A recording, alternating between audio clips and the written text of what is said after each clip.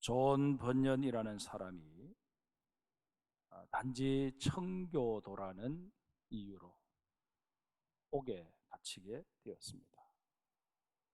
비좁은 감옥은 정열적이고 활동적인 번연에게는 너무나도 견디기 힘든 공간이었습니다. 그래서 번연은 날마다 감옥 창살을 붙잡고 하나님께 기도를 드렸습니다. 하나님, 나에게 자유를 주옵소서. 제발 자유를 주셔서 하나님의 일을 마음껏 할 수 있도록 도와주옵소서.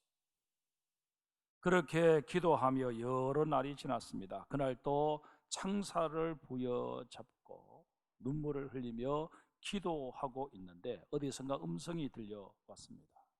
번연아, 내 은혜가 내게 족하다. 내 은혜가 내게 족하다. 내 은혜가 내게 족하다. 똑같은 음성이 3번이나 반복해서 들렸습니다.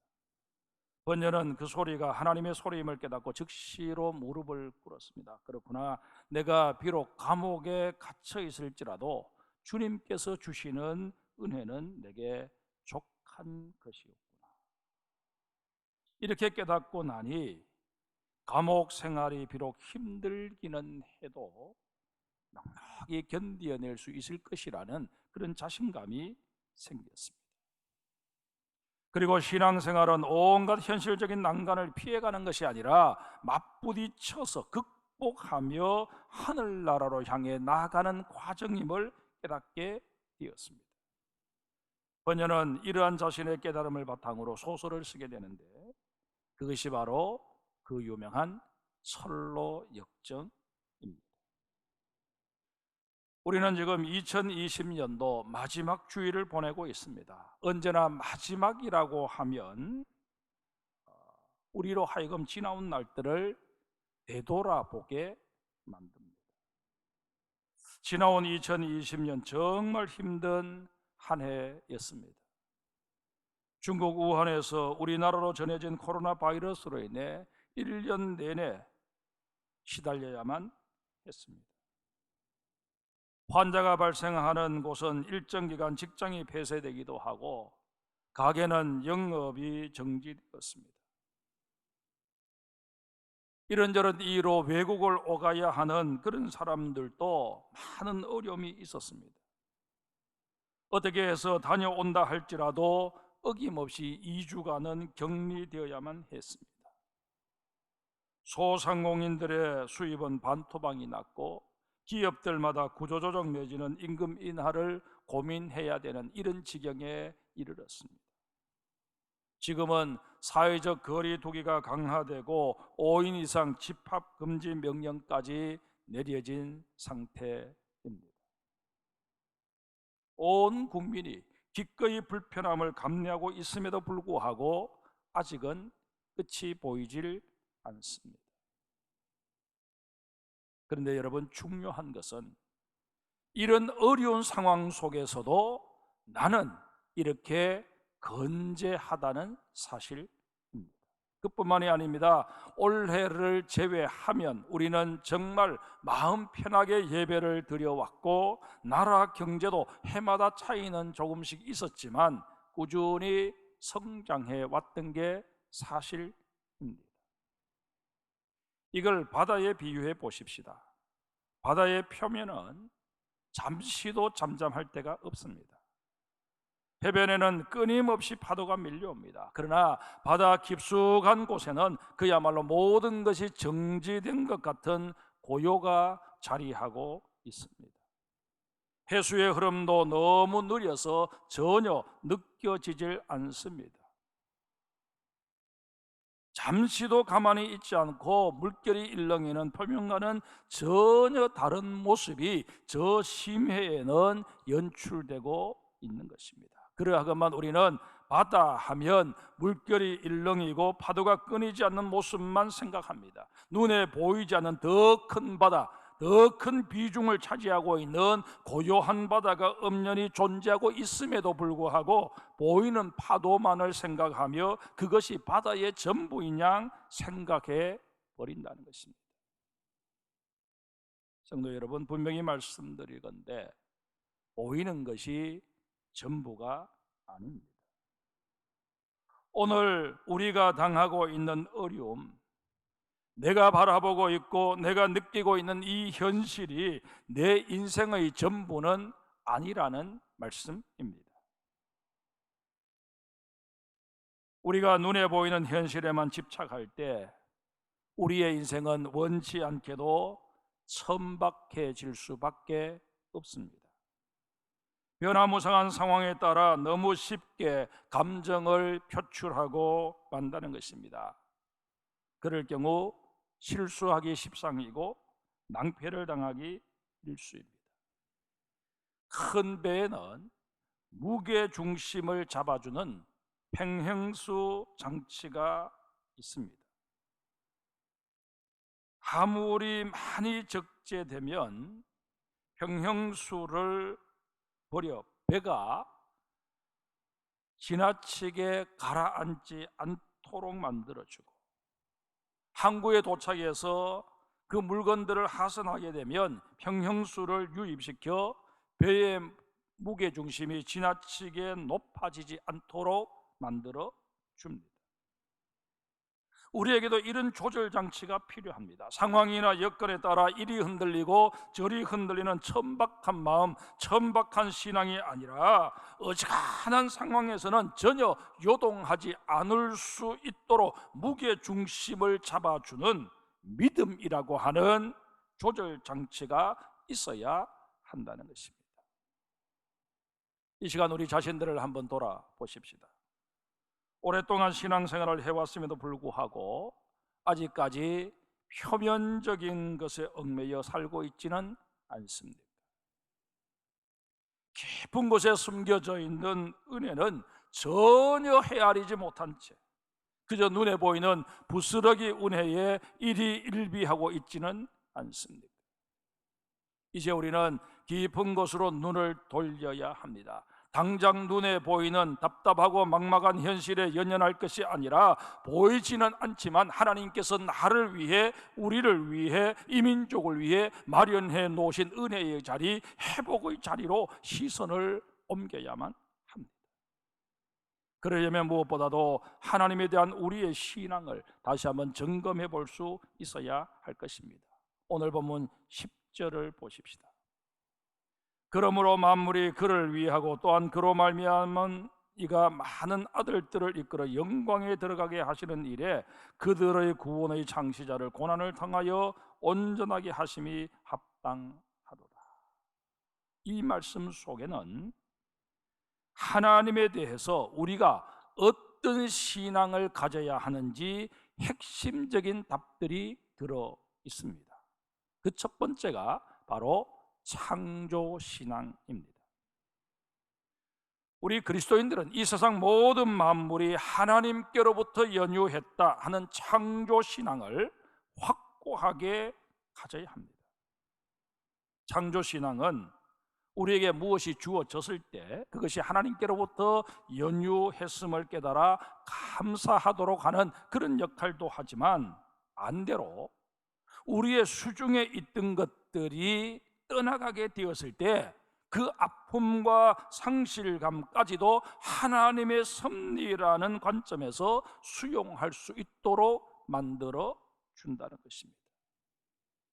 욥의 경우를 보십시다. 하루아침에 모든 것을 잃었습니다. 겁으로 불릴 만큼 많았던 재산을 다 약탈당하고 10명이나 되는 자식들마저 천재지변으로 인해 같은 날 같은 시간에 잃게 됩니다. 게다가 극심한 피부병까지 얻었습니다. 삶의 기반이 송두리째 흔들려 버린 것입니다. 이런 상황에서 욥이 뭐라고 말합니까? 내가 모태에서 알몸으로 나와사온즉 또한 알몸이 그리로 돌아가올지라. 주신 이도 여호와시요 거두신 이도 여호와시니 여호와의 이름이 찬송을 받으실지니이다. 고백합니다. 욥은 알몸으로 태어난 자신에게 복을 베푸셔서 넉넉히 누리게 하셨던 분이 이제 그만하면 너는 족하다 그렇게 판단하셔서 거두어 가시는데, 그때까지 혜택을 누렸던 자로서 가타부타 말할 자격이 어디에 있겠느냐, 그렇게 고백하고 있는 것입니다. 성도 여러분, 욥도 우리와 같은 성정을 가진 인간일진데 잘 나가던 인생이 하루아침에 곤두박질치는 이런 상황 속에서 어떻게 하나님을 향하여 감사할 수 있었겠습니까? 그에게는 확고부동한 창조신앙이 있었기 때문입니다. 그 창조신앙이 위기의 상황에서 욥의 인생이 천박해지지 않도록 붙잡아 준 것입니다.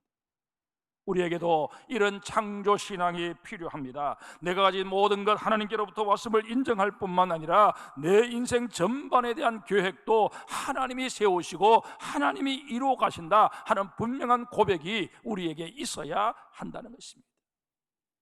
내 인생에 어떤 굴곡을 만드시든 어떤 기복이 있게 하시든 그 모든 것이 하나님의 영역임을 우리는 인정할 수 있어야만 합니다. 나는 그저 주어진 상황 속에서 내 재능을 10분 발휘하며 할 수 있는 대로 최선을 다하면 그것으로 족한 것입니다.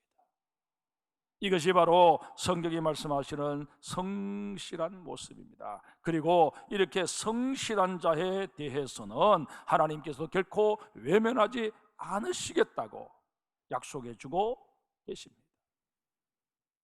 이런 의미에서 우리는 이 창조신앙을 통하여 정말 나의 모든 것이 하나님의 장중에 있습니다, 그런 고백을 할 수 있는 우리 장성의 모든 성도들 되시기를 주의 이름으로 축복합니다. 두 번째로 우리가 가져야 할 신앙은 영광의 신앙입니다. 하나님께서는 하나님의 마음에 합한 성도들을 영광의 자리로 이끌어 가십니다. 앞서 존 번연의 철로 역정에 대해 말씀을 드렸습니다만, 철로 역정이라는 소설은 주인공 기독도가 장망성을 떠나는 데서부터 이야기가 시작됩니다. 장망성은 장차 망할 성읍이라는 말의 줄임말로 이 세상을 의미합니다. 존 번연은 하나님 나라를 사모하는 자들은 이 세상에서 나그네처럼 사는 것이 어쩔 수 없는 운명이라 그렇게 판단했습니다. 뿐만 아니라 장차 망할 성을 떠나 천성을 향해 나아가는 그 나그네 길도 결코 만만치 않다고 이해했습니다. 번연의 이런 생각은 소설이 전개되는 내내 등장인물이나 성읍들을 통해서 잘 드러나고 있습니다. 천성을 향해 가는 길에 유혹도 많고 시험도 꼬리에 꼬리를 물고 이어집니다. 그러다 보니 갈등과 고통 역시 끊이지를 않습니다. 그러나 이 주인공 기독도는 잘 이겨냅니다. 왜냐하면 천성에서 누릴 영광이 기독도의 마음에 분명하게 새겨져 있었기 때문이었습니다. 성도 여러분, 우리가 신앙의 길에서 왜 자주 흔들리게 되는 것일까요? 우리가 반드시 가야 될 하늘나라에 대한 소망이 자꾸 흐려지기 때문입니다. 세상 재미에 취해서 천성에서 누리게 될 영광을 깜빡깜빡 잊어버리기 때문입니다. 다시 말해서 우리에게는 더 큰 기쁨이, 더 큰 영광이 기다리고 있음을 잊지 않도록 하시고자 우리에게 이 땅에서 이런저런 영광도 맛보게 하시고 기쁨도 누리게 하시는 것이 하나님의 배려라는 그런 말씀입니다. 성도 여러분, 지금 누리고 계시는 주님의 은혜가 크게 느껴지십니까? 그렇다면 주님께 감사하십시오. 그러나 장담하건대 그 은혜는 장차 누릴 영광에 비하면 그저 부스러기에 불과할 뿐입니다. 바로 이런 깨달음이 우리를 하나님의 나라로 이끌어가는 견인차의 역할을 해주는 것입니다. 장차 누릴 영광에 대한 확고한 신앙으로 오늘의 고달픔도 이겨내고 오늘 내가 누리는 이런저런 영광으로 인해서 자고하지도 않고 정말 하나님이 내게 명하신 이 믿음의 길, 신앙의 순례길을 묵묵히 달려갈 수 있는 우리 장성의 모든 성도들 되시기를 다시 한번 주의 이름으로 축복합니다. 세 번째로 가질 신앙은 고난의 신앙입니다. 하나님께서는 고난을 통해 우리를 완성시켜 가십니다. 지난 금요일이 성탄절이었습니다. 예수님께서 인간의 몸을 입고 이 땅에 오신 사건은 우리 인간들 편에서는 그야말로 큰 기쁨의 사건이요 소망이 아닐 수 없습니다. 그러나 정작 이 성탄 사건의 주인공 되시는 예수님께 있어서는 더 없는 고통의 사건이었을 것입니다. 높디 높으신 하나님의 아들이 낮고 천한 인간의 몸을 입으신다는 것 자체가 이미 행언하기 어려울 만큼 큰 고통이셨을 것입니다. 어디 그뿐이었습니까? 예수님께서는 이 땅에 오신 그날로부터 인간들에게 온갖 수모와 고초를 당하셔야만 하셨습니다. 예수님께서는 태어나자마자 예수를 제거하려는 헤롯을 피하여 애굽으로 피난을 가셔야 했습니다. 공생애를 시작하신 후에는 하루가 멀다 하고 배척과 공격, 비난과 배신에 시달려야만 했습니다. 심지어 자기가 자라난 나사렛 사람들로부터도 배척을 당했습니다. 그리고는 마침내 흉악무도한 죄인 취급을 당하며 십자가에 달려 돌아가십니다. 왜 이런 일이 일어나게 된 것일까요? 유대인들의 어리석음 때문일까요? 아니면 빌라도나 헤롯이 자신의 힘을 자랑하고자 만용을 부린 탓일까요? 다 아닙니다. 이 모두가 예수 그리스도가 받는 고난을 통해 인류를 구원하시려는 하나님의 계획 때문에 벌어진 일들이었습니다. 하나님께서는 그 어떤 경우에도 하나님의 경륜 속에 이루어지는 구원의 은혜가 값싸게 인식되는 것 원치 않으십니다. 구원은 그 의미를 제대로 알지 못하는 어리석은 자들이 하는 말처럼 실컷 죄짓고 살다가 자기 하고 싶은 대로 다 하며 살다가 죽음이 임박했을 때 나 예수 믿겠다고 고백하면 얻을 수 있는 그런 것이 결코 아닙니다. 우리는 예수님이 십자가에 달려 돌아가실 때 그 한편의 강도가 죽음의 순간에 예수님을 구주로 고백하고 구원 얻었다 하는 이 사건을 자꾸 염두에 두고 나도 그렇게 구원받으면 되지 뭐 그렇게 생각할 가능성이 높은데, 사실상 예수님께서는 그 사람의 중심을 본 것입니다. 그 전까지는 예수에 대해서 전혀 알지 못했고 예수를 만날 수 있는 기회도 그에게는 전혀 주어져 있지 않았지만 마지막 죽음의 순간에 예수님을 보면서 그의 마음이 온전히 주를 향할 수 있었기 때문에 예수님께서 그에게 오늘 내가 나와 함께 낙원에 있으리라 그렇게 선포해 주신 것입니다. 여러분, 내가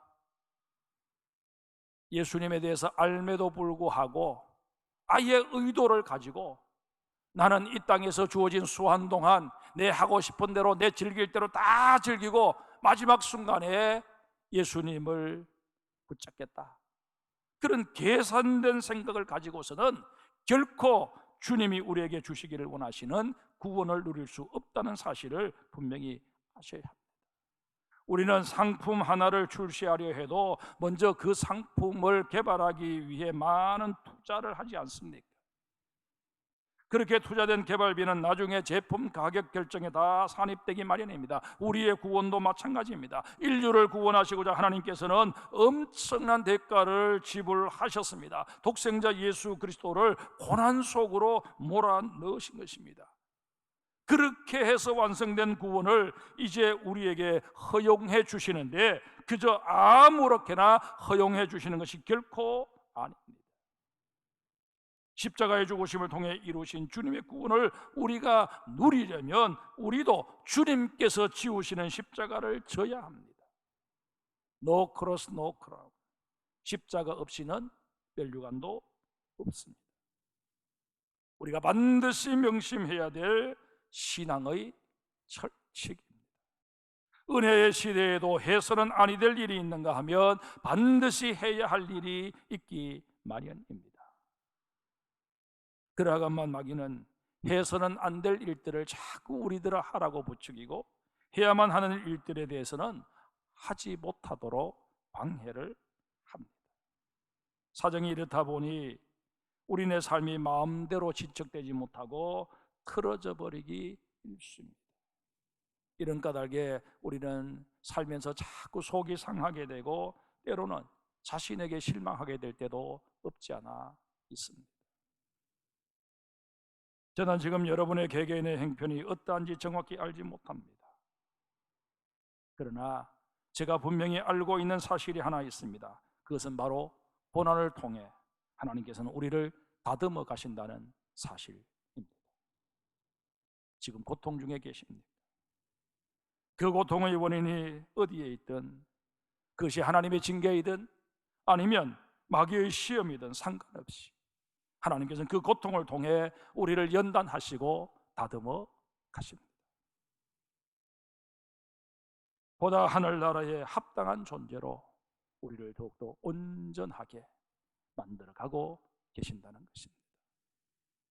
목회자로서는 정말 대면 예배를 드리지 못하고, 현장 예배를 드리지 못하고 비대면 예배를 드리게 되는 것이 너무너무 마음 무겁고 힘든 일입니다. 그러나 지난 간밤 거의 잠을 제대로 자지 못하고 그냥 자는 둥 마는 둥 하면서 정말 오늘의 이 전할 말씀과 지금 우리가 처한 이 상황을 연결시켜 보면서 이렇게 또다시 비대면 예배를 드려야 하는 이런 현실이 결코 우리에게 아무런 의미 없이 일어나는 일은 아닐 것이다. 2021년을 시작함에 있어서 또 2020년을 마무리함에 있어서 하나님께서 무언가 우리에게 하시고 싶으신 말씀이 있으실 것이다. 저와 우리 성도들은 정말 함께 모여서 예배드리지 못하는 이 시간들 속에서 우리를 향하신 하나님의 음성을 들을 수 있는 기회가 되었으면 좋겠습니다. 정말 우리의 신앙의 깊이를 더해갈 수 있도록 오늘 또 안타까운 마음으로 우리 가운데 역사하고 계시는 그 주님의 손길을 우리 모두가 느낄 수 있었으면 좋겠습니다. 우리의 지나온 날들을 한번 돌아보십시다. 과거 어느 때인가 지금처럼 많이 힘들었던 때가 분명히 있을 것입니다. 그러나 나는 그 어려운 때도 무사히 넘겨내고 지금 이렇게 건재한 모습으로 이 자리에 앉아 있습니다. 그러기에 이 시간 우리 모두에게 이렇게 선언하십시다. 이제까지 나는 주님의 은혜로 살아왔다. 그리고 이후로도 주의 은혜로 살아가게 될 것이다.